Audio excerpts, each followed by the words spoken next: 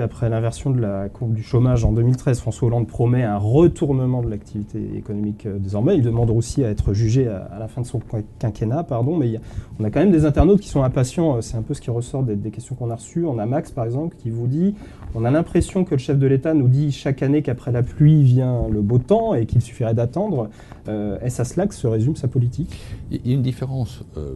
L'inversion de la courbe du chômage, c'était un rendez-vous, c'était une volonté. C'était aussi un pari, mais il n'a pas été totalement gagné. François Hollande l'a dit ce matin. Il a dit que c'était un échec. Il a dit qu'il y avait une stabilisation, mais qu'il n'y avait pas eu de retournement ou d'inversion. Mais s'agissant du retournement économique, c'est différent, c'est un fait. Quand je regarde ce que sont aujourd'hui les chiffres de la croissance française et ce qu'ils ont été, je vois que l'année 2012 a été une année très difficile, une année de croissance nulle, avec une récession à un moment donné. L'année 2013 a été une année de croissance extrêmement faible, avec 0,3%, plus fort que dans la zone euro, mais quand même faible, et que les années qui viennent sont des années où la croissance française est reconnue comme étant à la hausse par chacun, à la fois par nos propres instituts de conjoncture, par le Fonds monétaire international, par la Commission européenne. Oui, l'économie française sort la tête de l'eau, elle est plus forte.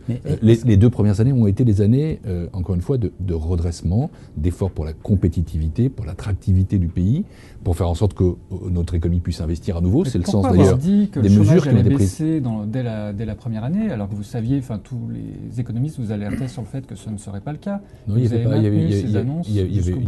d'évidence. Il n'y avait absolument aucune évidence. Et évidemment, ce n'était pas du tout quelque chose qui était du cynisme, évidemment. Non, mais on avait l'impression d'une méthode couée du gouvernement qui s'auto-persuadait que ça allait mieux. Je le dis franchement, à un moment donné, on a senti venir, vous savez qu'il y a même eu un mois, qui était un mois où il est apparu que le chômage reculait. Il y a une inversion de la courbe du chômage des jeunes.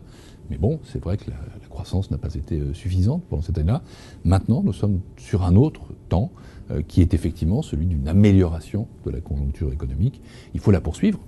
Ça ne se fait pas tout seul. Et l'objectif des politiques économiques qui sont menées, c'est bien d'accroître ce que les économistes appellent le potentiel de croissance de l'économie française, de faire qu'on ait 0,4, 0,5 points de plus qu'aujourd'hui. C'est d'ailleurs un objectif qui est partagé par nos grands partenaires du G20. Et c'est ça qui permettra, en effet, d'avoir des résultats sur le front de chômage. François Hollande a demandé d'être jugé à la fin de son quinquennat sur ses résultats. On a bien compris ce sur quoi il s'engageait, quelle était son obsession, quel était son combat, quel est le nôtre. Moi, je suis un député de la majorité, aujourd'hui un ancien ministre de l'économie et des finances qui peut apporter une voix. Eh bien, c'est ça qui doit nous mobiliser complètement. Monsieur Moscovici,